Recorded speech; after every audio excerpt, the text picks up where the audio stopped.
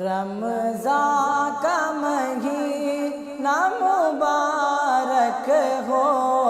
قرآن کا مہینہ مبارک ہو۔ تو آئیے ہم بات کرتے ہیں 28ویں پارے کا تعارف۔ تو آئیے 28واں جو جز ہے قرآن مجید کا 28ویں پارے کا تعارف، اس کے اندر لگ بھگ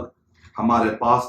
آج 9 سورتوں کا تعارف ہے۔ اس کے اندر 9 سورتیں پائی جاتی ہیں۔ اس کے اندر سورہ مجادلہ ہے، سورہ حشر ہے، اسی طریقے سے سورہ ممتحنہ ہے، سورہ صف ہے، سورہ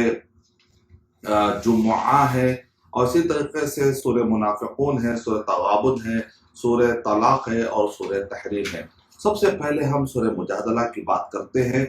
تو اوس بن صامت رضی اللہ تعالی عنہ کی اہلیہ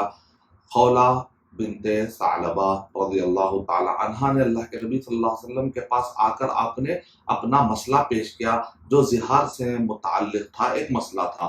تو یہاں پر جو آیت نازل ہوئے کہ اللہ سبحانہ و تعالیٰ نے سن لی اس عورت کی بات جس نے آ کر اپنا مسئلہ بیان کیا تھا، تو یہاں پر اہل علم کہتے ہیں کہ اللہ سبحانہ و تعالیٰ کا سماع ثابت ہوتا ہے۔ کچھ تاریخ میں ایسے فرقے گزرے ہیں جو اللہ سبحانہ و تعالیٰ کے سماع کے قائل نہیں ہیں، سننے کے، تو اس میں تو باقاعدہ سماع کا ذکر ہو رہا ہے۔ ایک طرف تو وہ دلیل مل گئی، دوسری طرف یہ ہے کہ زہار کا مسئلہ کہ ایک شوہر اس نیت سے کہتا ہے اپنی بیوی سے کہ تم میرے ماں کے طرح ہو، تم میرے ماں کے پسلی کی طرح ہو، یعنی مطلب ہے کہ جیسے میں ماں کے ساتھ ہم بستری نہیں کر سکتا، تمہارے ساتھ بھی ہم بستری نہیں کر سکتا۔ تو یہاں پر وہ آدمی جو کبھی پیار سے کہہ دیتا ہے کیسے ہے ماں، تو بعض لوگ آ کر کہتے ہیں کہ میں بھی ماں کہہ دیا، تو یہاں پر وہ مراد نہیں ہے۔ انما الاعمال بالنیات، عمل کا دار و مدار نیت پر۔ ابن تیمیہ رحمۃ اللہ علیہ تکفیر کا مسئلہ ہو یا کوئی بھی مسئلہ ہو تو ہمیشہ کہتے ہیں پہلے اس کا قصد پوچھا جائے گا، اس کا ارادہ پوچھا جائے گا۔ تو اس لحاظ سے اگر کسی نے اس نیت سے کہا کہ میں تمہارے قریب نہیں ہوں گا جیسا کہ ماں کے قریب میں نہیں جاتا اس طریقے سے، تو تب ہوتے ہیں زہار کے مسئلے ہوتے ہیں۔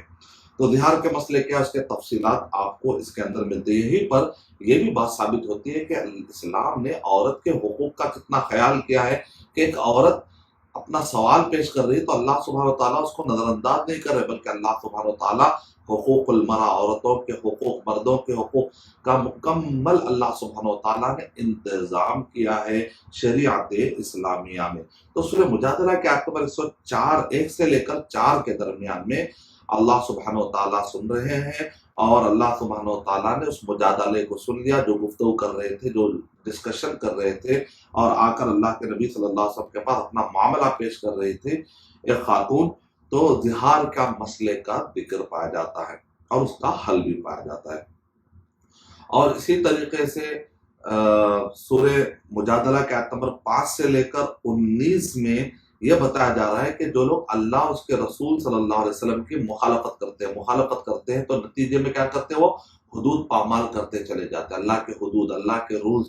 حدود اللہ کو توڑتے چلے جاتے ہیں، لیکن اس کے مقابلے میں جو اللہ اور اس کے رسول صلی اللہ علیہ وسلم کی اطاعت کرتے، اللہ اور اس کے رسول صلی اللہ علیہ وسلم کی عظمت کا جنہیں خیال ہوتا ہے، وہ مومنین حدود اللہ پہ وقاف ہوتے۔ وقاف مانے ٹھہر جاتے۔ وقاف، عمر رضی اللہ تعالیٰ کیا کرتے ہیں، کہتے ہیں مومن جو ہوتا ہے وہ حدود پر وقاف ہوتا ہے، ٹھہر جاتا ہے۔ نہیں، یہاں اللہ تعالیٰ نے مجھے روکا ہے، میں آگے نہیں بڑھ سکتی، یہ اللہ تعالیٰ نے مجھے کرنے کے لیے کہا، میں کر کے رہوں گا، میں اس کرنے کے کام کو نہیں کروں ایسا نہیں ہو سکتا، نہیں کرنے کے کام کو کر لوں ایسا نہیں ہو سکتا۔ تو اس طریقے سے وہ حدود جو بتایا گئے، کرو یا نہیں کرو، کرو یا نہیں کرو، ڈوز اینڈ ڈونٹس، کرنا اور نہیں کرنا، اس کے سامنے ہمیشہ دماغ میں رہتا ہے اللہ نے جو کرنے کے لیے مجھے کرنا ہے، اللہ نے جس سے منع کیا مجھے رکنا ہے۔ اس کو کہتے ہیں کہ حدود کا خیال کرنا۔ اور جو لوگ حدود کا خیال نہیں کرتے، شیطان ان پر غلبہ پا لیتا ہے، اس کا بھی ذکر ہمیں ملتا ہے سورہ کے اندر۔ اور جو لوگ اس روگ میں مبتلا ہو جاتے ہیں وہ ذلت کا شکار ہو جاتے ہیں۔ ان الذين يحادون الله ورسوله اولئك في الاضلين، یعنی منافقین کے بارے میں بتایا جا رہا ہے۔ لیکن اگر امت مسلمہ، مسلمان اگر روش اختیار کرتے اللہ اور اس کے رسول صلی اللہ علیہ وسلم کے مقابلے میں ایک نیا دین، ایک پیرالل سسٹم قائم کر لیتے ہیں عقیدے میں، عبادات میں، معاملات میں، اخلاقیات میں، تب تو وہ ذلت کا شکار ہو جاتے ہیں۔ جیسا کہ اللہ کے نبی صلی اللہ علیہ وسلم نے ارشاد فرمایا کہ صلت اللہ علیکم ذلًا، کہ اللہ سبحانہ و تعالیٰ تم پر ذلت کو مسلط کر دیں گے، اور لا ينزع، اللہ سبحانہ و تعالیٰ ذلت کو نہیں ہٹائیں گے، یعنی اللہ تعالیٰ مسلمان کو ذلیل کریں گے کہا جا رہا، اور اللہ سبحانہ و تعالیٰ اس کو نہیں ہٹائیں گے بھی کہا جا رہا، لیکن ہٹنا کب ہے؟ حتی ترجعوا الی امرکم اور الی دینکم الاول، جب تک کہ تم اپنے پہلے دین کی طرف نہ آ جاؤ، یعنی کہ اللہ کے نبی صلی اللہ علیہ وسلم کے زمانے میں جو دین دیا گیا تھا وہ دین پر جب تک تم نہیں آؤ گے تمہارے اوپر سے ذلت نہیں ہٹے گی۔ اس کا مطلب کیا نکلا؟ شیخ البانی رحمۃ اللہ علیہ کہہ رہے ہیں کہ تصفیہ تربیہ، ہم کو عقیدے کی کتابوں میں سے غلط عقیدے صاف کرنا ہے، تفسیروں کی کتابوں میں سے غلط تفسیریں صاف کرنا ہے، احادیث میں سے ضعیف احادیث کو صاف کرنا ہے، اور معاملات میں حرام کو صاف کرنا ہے، اخلاقیات میں بد اخلاقی کو صاف کرنا ہے، پھر اس کے بعد امت کا تزکیہ کرنا ہے، صحیح دین، صحیح تفاسیر، صحیح حدیث، عقیدے میں صحیح، ہر چیز میں صحیح کی پھر تربیت کرنا ہے۔ تو جب تک ہم یہ کام نہیں کریں گے امت ذلت سے باہر نہیں نکل سکتی۔ پھر بھی اگر کوئی شیطان کے بہکاؤ میں چلا جاتا ہے تو شیطان کیسے اثر ڈالتا ہے، دیکھیں، اس کو غافل کر دیتا ہے ذکر الہی سے۔ اور سورہ کا اختتام ہو رہا ہے کہ اللہ سبحانہ و تعالیٰ اپنے دوستوں کی تعریف کر رہے ہیں، جو اللہ تعالیٰ کے اطاعت کر رہے ہیں وہ اللہ سبحانہ و تعالیٰ کے دوست ہیں، جو اللہ تعالیٰ کی نافرمانی کر رہے ہیں وہ اللہ تعالیٰ کے دشمن ہیں۔ تو جو اعداء اسلام سے مسلم کے مقابلے میں سازش کا کبھی حصہ نہیں بنتے، یعنی وہ کبھی بھی مسلمان کوئی اگر اسلام کا دشمن ہے تو جا کر ان سے راز پاش کر کے مسلمانوں کو نقصان پہنچانا، ایسے چیزوں میں مسلمان ساتھ نہیں دے سکتا۔ یعنی کہ مسلمان غیر مسلم سے تعلقات تو رکھ سکتا ہے دنیاوی اعتبار سے، لیکن دین میں مداہنت جائز نہیں ہے، دین میں کمپرومائز جائز نہیں ہے۔ دنیاوی اعتبار سے آپ تعلقات رکھ سکتے ہیں انشاءاللہ، لیکن دینی اعتبار سے کوئی کمپرومائز نہیں ہو سکتا۔ پھر اس کے بعد یہ ہوا یونٹ نمبر، یعنی کہ پہلا یونٹ میں آیت نمبر 1 سے لے کر 4 ہے، دوسرا یونٹ آیت نمبر 5 سے لے کر 19 ہے، اور تیسرا یونٹ سورہ مجادلہ کا آیت نمبر 19 سے لے کر 22۔ چوتھا یونٹ سورہ حشر شروع ہو رہا ہے یہاں سے، تو چوتھا یونٹ یعنی 28ویں پارے کا چوتھا یونٹ سورہ حشر کی آیت نمبر 1 سے لے کر 5 میں اللہ سبحانہ و تعالیٰ کا تعارف ہے، اور اللہ سبحانہ و تعالیٰ کیسے دشمن اسلام کے دشمن کو در بدر کرتے ہیں اس کا ایک منظر بتایا جا رہا ہے۔ یونٹ نمبر 5، 28ویں پارے کی یونٹ نمبر 5 سورہ حشر کے آیت نمبر 6 سے لے کر 17 میں بتایا جا رہا ہے کہ اللہ سبحانہ تعالیٰ کا علم اتنا وسیع ہے، اور اللہ تعالیٰ عالم الغیب ہے کہ اللہ سبحانہ تعالیٰ اپنے علم غیب کی بنیاد پر بتا رہے ہیں کہ مال فے ملے گا تو اس کو کیسے تقسیم کرنا ہے فقراء اور مہاجرین میں، اور بعد میں آنے والے فرما بردار اور منافقین اور اسی طرح شیاطین، ان سب کے اللہ سبحانہ تعالیٰ احوال بتا رہے ہیں۔ یعنی اللہ تعالیٰ کا کتنا علم وسیع ہے اور کتنا اللہ تعالیٰ غیب جانتے ہیں، اس کا ایک اندازہ کرنا چاہیے۔ پھر اس کے بعد سورہ حشر کے آیت نمبر 18 سے لے کر 24، یہ یونٹ نمبر 6 ہے 28ویں پارے کی، کہ اللہ کا تعارف مزید کروایا جا رہا ہے بذریعہ اسماء و صفات، کہ اللہ کے ناموں اور صفتوں کو جاننے کا فائدہ ہوتا ہے کہ آپ کو اللہ کا تعارف حاصل ہو جاتا ہے۔ اور آخر میں سورہ کے آخر میں آخرت کی تیاری، فکر آخرت، اور اسی طرح اللہ کے احکامات کو مت بھولو ورنہ اللہ تعالیٰ بھی قیامت میں تم کو پھر سزا دیں گے، اسی طرح تم کو بھلا دیا جائے گا جیسا کہ تم بھول گئے۔ نزول قرآن پہاڑ پر نازل ہوتا تو پہاڑ کا رد عمل کیا ہوتا، پھر آخری میں اللہ کے ناموں اور صفتوں کا سلسلہ وار تعارف ہے، سلسلہ ہے۔ اگر کسی کو ایمان بڑھانا، علماء اکرام کہتے ہیں کہ اللہ سبحانہ تعالیٰ کے اسماء و صفات کے اوپر غور کیجیے، یہ ایک بہترین طریقہ ہے اپنے ایمان کو بڑھانے کا۔ جتنا آپ کو اللہ تعالیٰ کا تعارف حاصل ہوگا، ہر نام ایک ریزن ہے اللہ سبحانہ تعالیٰ کی الوہیت کا۔ شیخ عبدالرزاق البدر العباد اپنی کتابوں میں لکھتے ہیں کہ ہر نام اور جتنے بھی نام ہیں، ہر نام دراصل ایک وجہ بھی ہے اور صفت بھی اس کے اندر ایک وجہ ہے کہ کیوں آپ کہہ رہے ہیں کہ اللہ سبحانہ و تعالیٰ ہی الوہیت کے عبادت کے لائق ہے، تو اس کے ریزن یہ سارے ناموں اور صفتوں میں جو معنی پایا جاتا ہے۔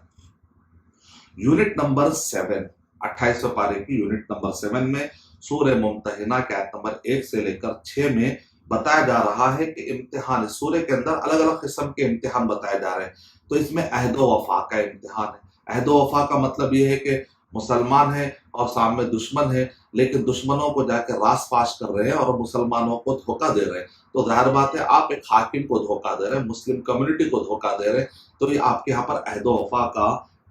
الزام ہو جاتا ہے۔ تو اللہ کے نبی صلی اللہ علیہ وسلم کے زمانے میں ایسے جو واقعات ہوئے ان کی تربیت کی گئی ہے۔ یونٹ نمبر 8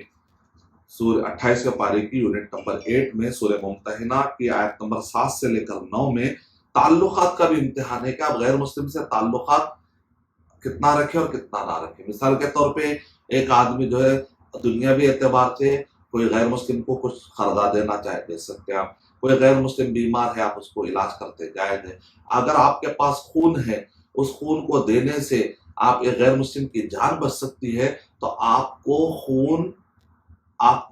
خون دینا پڑے گا، کیونکہ اسلام آپ کو ابھارتا ہے کہ ایک انسان کی جان بچانا پورے انسانوں کے جان بچانے کا ثواب لکھا جائے گا۔ اسی طرح ایک معصوم کو چاہے مسلم ہو چاہے غیر مسلم، اگر آپ اس کو مار دیتے ہیں تو پورے انسانوں کو مارنے کا گناہ لکھا جائے گا۔ اس کا مطلب نکلا کہ تعلقات جہاں پر اچھے رکھنا ہے، اگر آپ نہیں رکھیں گے تو یہ آپ کا امتحان ہے کہ آپ غلط کام کر رہے ہیں۔ اور اسی طریقے سے اگر آپ دینی اعتبار سے بھی دوستی میں آ کر کمپرومائز کر رہے ہیں، ان کو جہنم سے بچانے کے بجائے آپ خود ان کے برے کام میں شریک ہو رہے ہیں، شرک میں شریک ہو رہے ہیں، دینی اعتبار سے آپ شریک ہو رہے ہیں، تو گویا کہ آپ کیا خیر خواہ نہیں ہیں، آپ تو مطلب پرست ہے کہ آپ مزاح کرنے کے لیے ان کے ساتھ ہو رہے ہیں، ان کا ساتھ دے رہے ہیں۔ اس کا مطلب آپ اچھے انسان ہیں۔ اچھا انسان وہ ہوتا ہے جس چیز کو آپ اچھا سمجھ رہے ہیں دوسروں کو بھی اچھا ہی بتانا ہے۔ جس کو آپ سمجھتے ہیں کہ شرک کرنے سے جہنم میں جاتے ہیں، تو آپ کو فرض ہے کہ دوسروں کو بتائیں، ان کو بھی جہنم کی آگ سے بچائیں۔ یہ آپ کا فرض ہے، یہ آپ کا امتحان ہے۔ تو اسی طریقے سے یونٹ نمبر 9 میں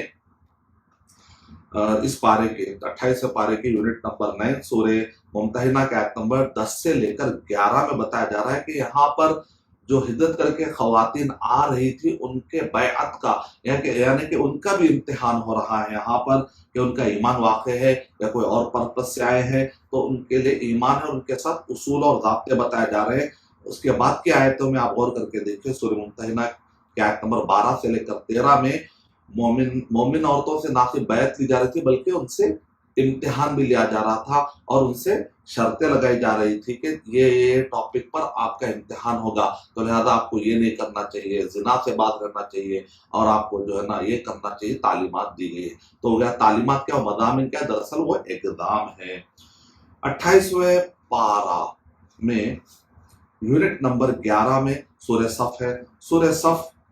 میں کا مطلب ہوتا ہے کہ دین کی راہ میں محنت، قربانی اور استقامت فائدہ مند تجارت ہے۔ یعنی آخرت میں کامیاب ہونا ہے تو آدمی کیا کرنا چاہیے، دین کی راہ میں محنت کرنا ہے اور قربانیاں دینا ہے اور استقامت کے ساتھ دین پر لگے رہنا ہے، تبھی آخرت میں کامیاب ہوں گے۔ یہ ہے سورہ صف کا خلاصہ۔ تو سورہ صف کی آیت نمبر 1 سے لے کر 4 میں 28 پارے کی یونٹ نمبر 11 ہے کہ قول اور عمل میں تضاد نہیں ہونا چاہیے، دونوں میں مطابقت ہونی چاہیے۔ ایک آدمی دعویٰ کر رہا ہے کہ میں جو ہے یہ کروں گا اسلام کے لیے، لیکن جب ٹائم آتا ہے تو کچھ بھی نہیں کرتا، جب اس کے پاس ہے پیسہ لگانے کا لگاتا نہیں ہے، نماز کا ٹائم آتا ہے نماز کو جاتا نہیں ہے، اور رمضان آتا ہے تو روزے رکھتا نہیں۔ اس کا مطلب نکلا کہ وہ خالی دعوے کر رہا ہے کہ میں مسلم ہوں، لیکن مسلم کے تقاضے پورے نہیں کر رہا ہے۔ اس کا مطلب قول اور عمل میں تضاد ہے، اپوزٹ ہے، ایسا نہیں ہونا چاہیے۔ اس سے سورت کی شروعات ہو رہی ہے۔ اور سورہ جمعہ، سورہ منافقون، لگاتار اگر آپ تینوں سورتوں کے اندر دیکھیں گے تو قول و عمل میں جن جن کا بھی تضاد ہوتا ہے ان کی خوب اصلاح کی گئی ہے، اور خوب اس روگ پر، بیماری پر روک لگائی گئی ہے۔ یونٹ نمبر 12 میں بتایا جا رہا ہے سورہ صف کی آیت نمبر 5 سے لے کر 9 میں موسیٰ علیہ السلام اور عیسیٰ علیہ السلام کا قصہ اور اللہ کے نبی صلی اللہ علیہ وسلم کی دعوت پیش کی گئی ہے کہ ان دعوتوں کو ٹھکرانے والے ناکام ہو گئے تاریخ میں اور ضعف کا شکار ہو گئے۔ یعنی اللہ تعالیٰ نے سورہ صف کے اندر وعدے کر دیا کہ اللہ تعالیٰ کسی کو نہیں بھٹکاتے۔ فَلَمَّا زَاغُوا أَزَاغَ اللَّهُ قُلُوبَهُمْ، جب بندہ بھٹکنے کا راستہ اختیار کرتا ہے تب اللہ تعالیٰ اس کو بھٹکا دیتے ہیں۔ تو تجارت رابحہ کیا ہے؟ فائدہ مند تجارت کا راز یہ ہے کہ آدمی اللہ پر ایمان لائے، محنت کرے، قربانی کرے اور استقامت کے ساتھ پیش آئے، تو تب جا کر وہ آدمی آخرت میں فائدہ مند تجارت اس کو حاصل ہوگی۔ لیکن جو عہد نبوی کے جو یہود اور عیسائی اور موسیٰ علیہ السلام اور عیسیٰ علیہ السلام کے تعلیمات کے مطابق جنہوں نے زندگی کو قبول نہیں کیا تو ظاہر بات ہے وہ اس سے محروم رہیں گے۔ اور اس کے بعد بتایا جا رہا ہے کہ اس کے بعد یہ بتایا جا رہا ہے کہ تجارت، یہاں سے یونٹ نمبر 13 میں بتایا جا رہا ہے سورہ صف کی آیت نمبر 10 سے لے کر 14 میں کہ فائدہ مند تجارت کیا ہے، اس کے تفصیلات بتائی جا رہی ہے۔ اور اسی طرح فائدہ مند تجارت میں یہ ہے کہ آدمی جب جد و جہد کرتا ہے، محنت کرتا ہے، قربانی کرتا ہے، اسلام کے لیے محنت کرتا ہے تو اس کو نتیجہ ملتی ہے مغفرت، اس کو نتیجہ ملتی ہے جنت، اور اس کو دنیاوی اعتبار سے نصرت ملتی ہے۔ اور حواری اس لیے کامیاب ہے، حواری کس کو کہتے ہیں؟ یعنی عیسیٰ علیہ السلام کو ساتھ دینے والے، محمد صلی اللہ علیہ وسلم کو ساتھ دینے والوں کو انصار کہا گیا، عیسیٰ علیہ السلام کو ساتھ دینے والوں کو حواری کہا گیا۔ تو یہ حواریوں کی بہت تعریف قرآن مجید میں آئی ہے، کیوں؟ اس لیے کہ ان کے قول و عمل میں تضاد نہیں تھا، وہ کہتے تھے اور کرتے بھی تھے۔ تو گویا کہ یہودی اور عیسائیوں کو بتایا جا رہا ہے کہ دیکھو تم بہت دعوے کر رہے ہو کہ ہم تورات انجیل فالو کرنے والی قوم ہے، تو پھر اس میں جو پیشن گویا ہے محمد صلی اللہ علیہ وسلم کی، پھر اس پر تم عمل کیوں نہیں کر رہے ہو؟ پھر تمہارے عمل میں تضاد کیوں ہے؟ گویا کہ پورے سورت کے اندر ایک نصیحت پیش کی گئی ہے ان لوگوں کے لیے جو عملی اعتبار سے مسلمان نہیں ہو رہے ہیں، صرف ان کو دل میں ہے، مان بھی نہیں رہے اور عملی طور پہ قبول بھی نہیں کر رہے ہیں، تو دل میں مان لینے سے کافی نہیں ہوتا ہے۔ اس کے بعد سورہ جمعہ کا ذکر ملتا ہے کہ سورہ جمعہ میں تجارت غیر رابحہ یہ ہے کہ جمعہ میں اللہ کے نبی صلی اللہ علیہ وسلم ابھی خطبہ دے رہے ہیں، اور جیسے قافلہ آتا ہے تو کچھ لوگ کمزور ایمان والے خطبہ چھوڑ کر وہ قافلے کے لیے نکلتے ہیں، تو گویا کہ دین اور خطبہ اور دینی تعلیمات کے بجائے آپ دنیا پر ٹوٹ پڑتے ہیں، تو یہ اچھی تجارت نہیں ہے، بتایا جا رہا ہے۔ اور اسی طریقے سے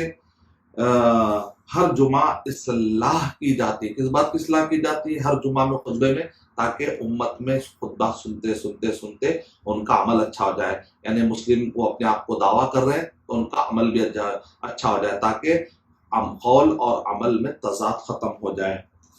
علم اور عمل میں تضاد ختم ہو جائے۔ ورنہ مثال دی جاتی ہے کمثل الحمار یحمل اسفارا، کہ گدھے پر بہت سارے بک اگر آپ لاد دے تو وہ عالم نہیں بن جاتا، علم والا نہیں بن جاتا۔ تو اس طرح سے کوئی آدمی کتابیں کتنا ہی پڑھ لے، جب تک کہ عمل میں نہ لائے، اپنے اندر عمل میں نہ لائے، اس کا کچھ فائدہ نہیں ہے۔ سورہ جمعہ کے اندر اس کے بعد 28ویں پارے کی یونٹ نمبر 14 میں آیت نمبر 1 سے لے کر 4، سورہ جمعہ کے آیت نمبر 1 سے لے کر 4 میں اس میں اللہ کے نبی صلی اللہ علیہ وسلم کو جو بھیجا گیا نبی بنا کر، اس کے مقاصد بعثت اس کو کہتے ہیں، یعنی بعثت نبوی صلی اللہ علیہ وسلم کے مقاصد کیا؟ تعلیم اور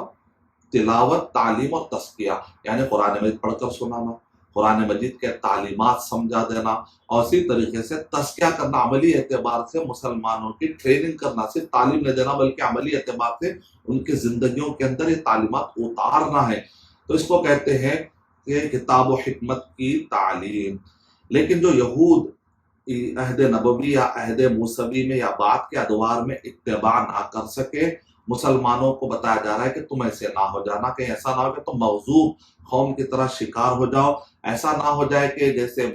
یہود اور عیسائی تعلیمات ملنے کے باوجود بھی وہ محمد صلی اللہ علیہ وسلم کو فالو نہیں کر رہے، گویا کہ وہ عملی اعتبار سے کامیاب نہیں ہے۔ تو ایسا نہ ہو کہ مسلمانوں تم بھی ان کے نقش قدم پر چلو، ایسا نہ ہو۔ اور اسی طریقے سے مثال دیکھ کر سمجھا جا رہا ہے کہ جیسے گدھے پر کتابیں لادنے سے وہ علم والا نہیں بن جاتا، ایسا صرف علم کافی نہیں بلکہ عمل بھی ضروری ہے۔ سورہ جمعہ کے آیت نمبر 5 سے لے کر 11 میں بتایا جا رہا ہے، یہ 28ویں پارے کا جز میں 15 یونٹ ہے کہ جمعہ اور اجتماعات کا مقصد ہوتا ہے کہ بعثت نبوی صلی اللہ علیہ وسلم کے تعلیمات کو یاد دلانا، یعنی اللہ کے نبی صلی اللہ علیہ وسلم تلاوت کرتے تھے، تعلیم اور تزکیہ، تو یہ مقصد یاد دلانے کے لیے جمعہ جو ہے قائم کیا جاتا ہے تاکہ مسلمان اللہ کے نبی صلی اللہ علیہ وسلم کے مشن کو آگے بڑھائے۔ اور اسی طریقے سے خطبے کے جمعہ کے ذریعے سے علم و عمل کے تضاد کو بھی ختم کیا جاتا ہے۔ اور اس کے بعد سورہ منافقون شروع ہوتی ہے 28ویں پارے کی۔ منافقون کے اندر یعنی قول و عمل کے تضاد کی ایک مثال منافقین کی ہے کہ وہ اندر سے نفرت کر رہے اسلام کے، زبان سے کہہ رہے ہیں کہ ہم مسلمان ہیں، تو یہ بھی نہیں چلے گا، منافقت اللہ کو پسند نہیں ہے۔ تو اس منافقوں کا تعارف کروایا جائے سورہ میں،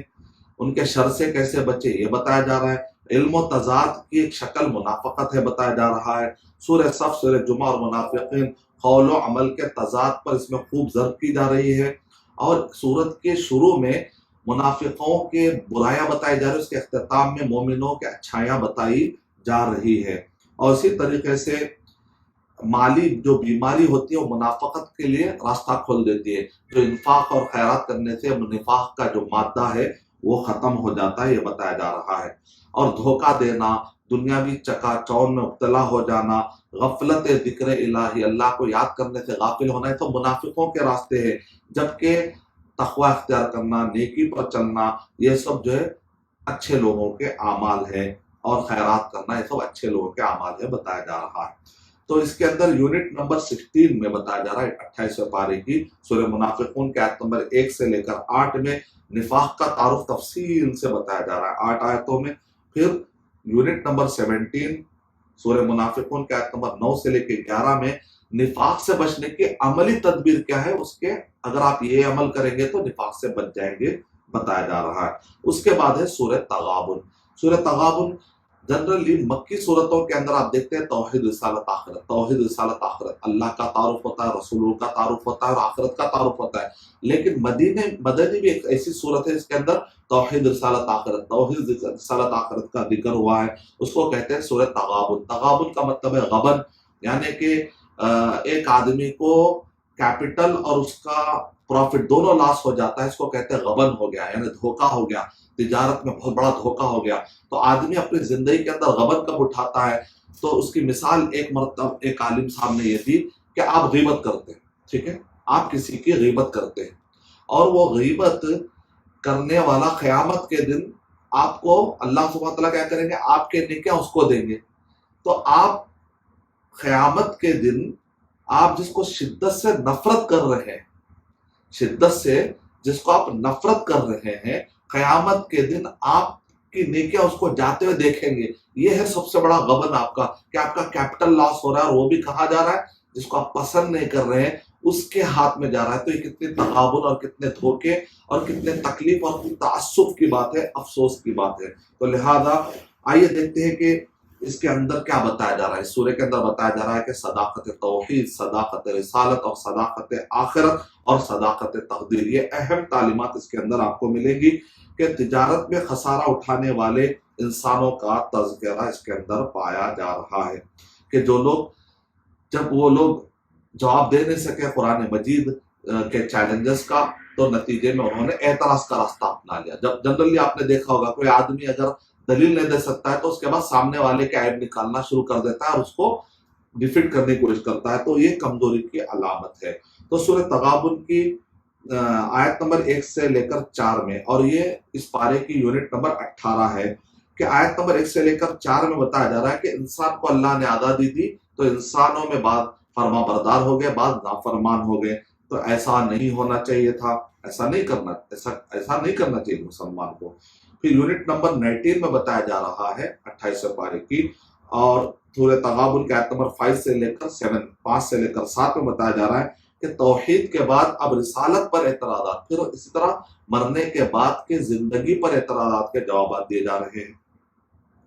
یونٹ نمبر 20 میں بتایا جا رہا ہے کہ سورہ تغابن کے آیت نمبر 8 سے لے کر 13 میں یہ بتایا جا رہا ہے کہ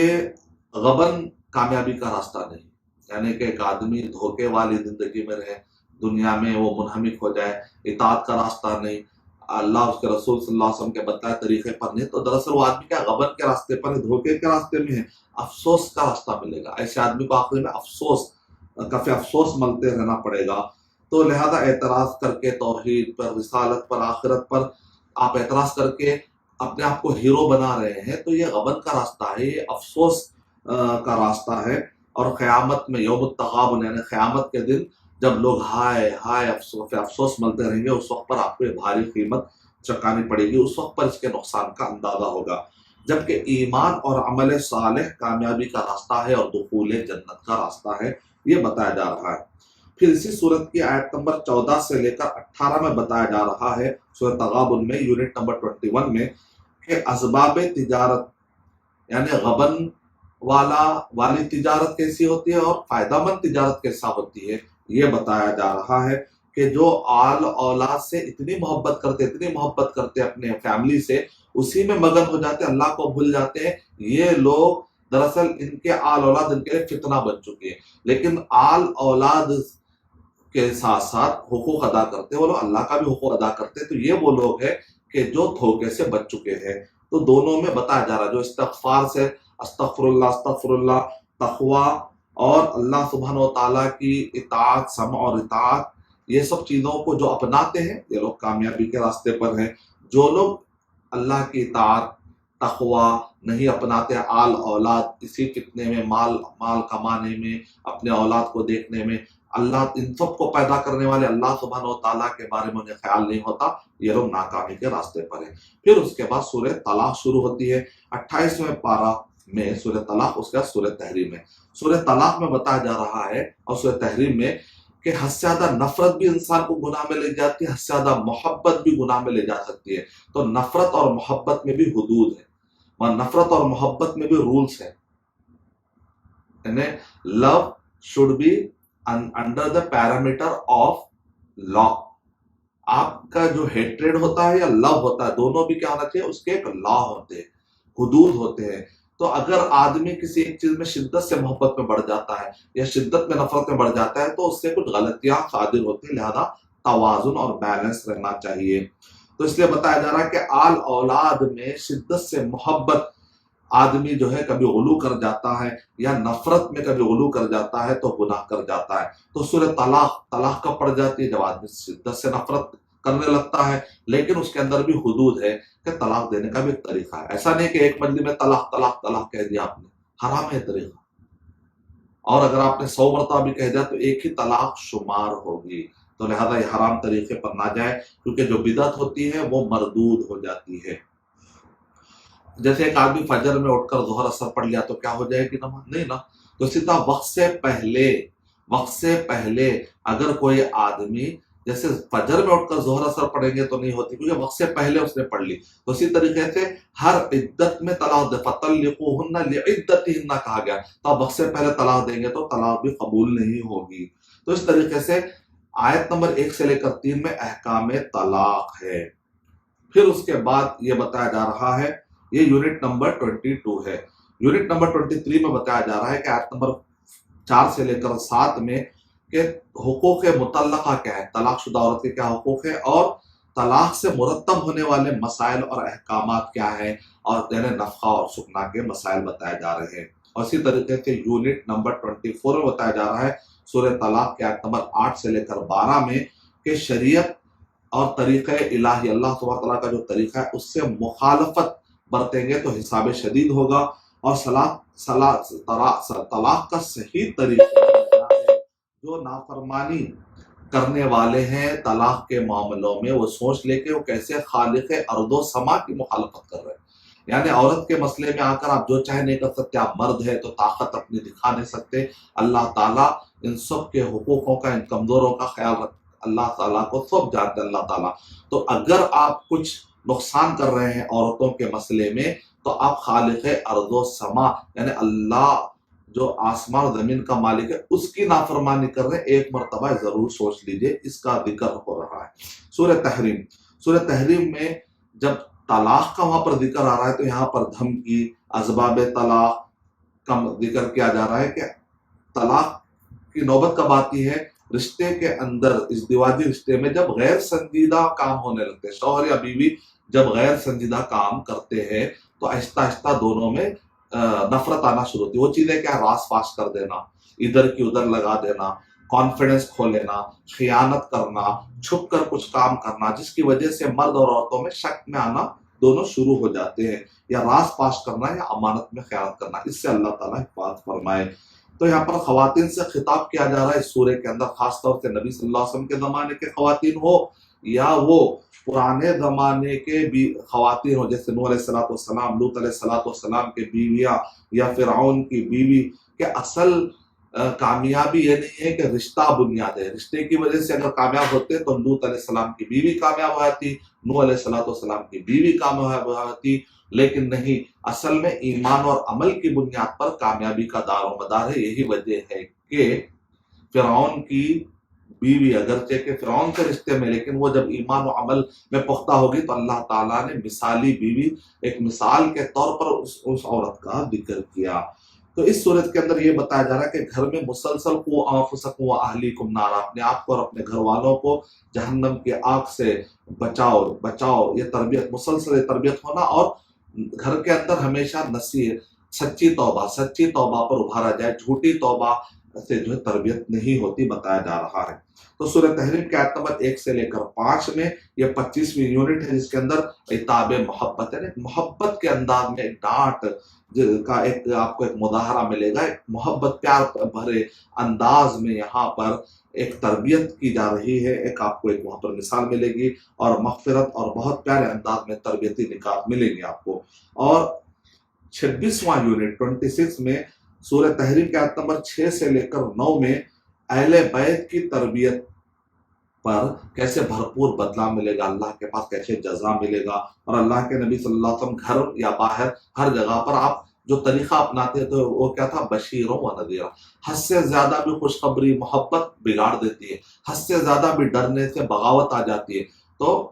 کبھی سختی، کبھی نرمی، کبھی بشیروں، کبھی نذیرہ، یہ سب سے بہترین اسلوب ہے بچوں کی تربیت کے لیے۔ شیخ بن باز رحمۃ اللہ علیہ سے پوچھا گیا کہ بچوں کی تربیت کا سب سے بہترین طریقہ کیا ہے، تو کہا کہ کبھی گرمی، کبھی سختی، کبھی نرمی، کبھی سختی، یعنی کبھی دھوپ، کبھی چھاؤ۔ تو اس طریقے سے اچھی تربیت ہوتی ہے۔ یونٹ نمبر 27، تو اس طریقے سے ہمارا پارہ ختم ہو رہا ہے، یعنی کہ سورہ تحریم کے آیت نمبر 10 سے لے کر 12 میں بتایا جا رہا ہے کہ ہمیشہ سے اصول مسلم ہے کہ ایمان اور عمل صالح راہ نجات ہے، چاہے وہ ماضی کے خواتین ہو، چاہے محمد صلی اللہ علیہ وسلم کے زمانے کے یا قیامت تک آنے والے خواتین ہو یا مرد ہو، تو ہر ایک کو کوئی رشتہ اور نسب کام آنے والا نہیں ہے۔ ایمان اور عمل صالح کی بنیاد پر آخرت میں نیا پار ہونے والی ہے، آخرت میں پل پر یعنی صراط پر، اور وہاں پر نجات ملنے والی ہے۔ تو الحمدللہ اس طریقے سے آج کا ہمارا سیشن مکمل ہوا۔